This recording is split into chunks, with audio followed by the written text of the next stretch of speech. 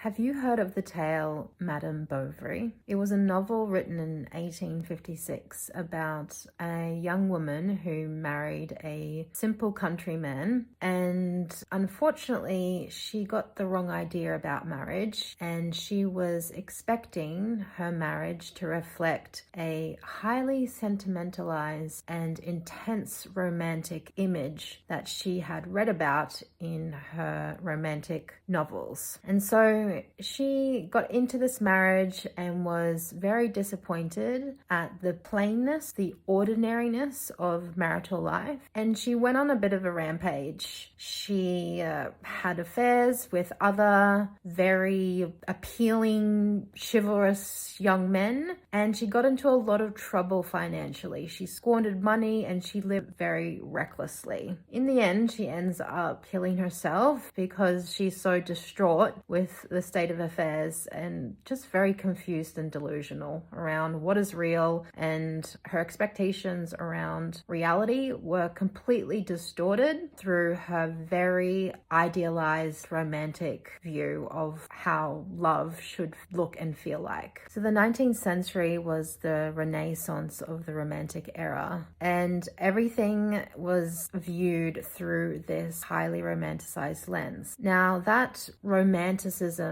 hasn't really faded since the 19th century. If anything, it has gone through different iterations, but we very much in our modern culture hold on to this romantic idealism. And from my experience, this view has caused quite a lot of trouble in my life, a lot of heartbreak, stress, anxiety, and just outright delusion. Now, if you have been disappointed with your expectations, or if life has turned out to be more sobering than what you expected in your imaginations and what you were told through various forms of film and media, then you're not alone. And I have written 3 or 4 articles now on this subject, plus a 30-page digital workbook to help workshop some of the psychological issues that come with living through a highly romanticized lens. Now, whether you believe you are a high romantic or not, we are all to some degree conditioned by a romantic ideology. So on that premise alone, it's worthwhile looking at what is the lens that you are looking through, because sometimes we don't even know how we're making sense of our experience,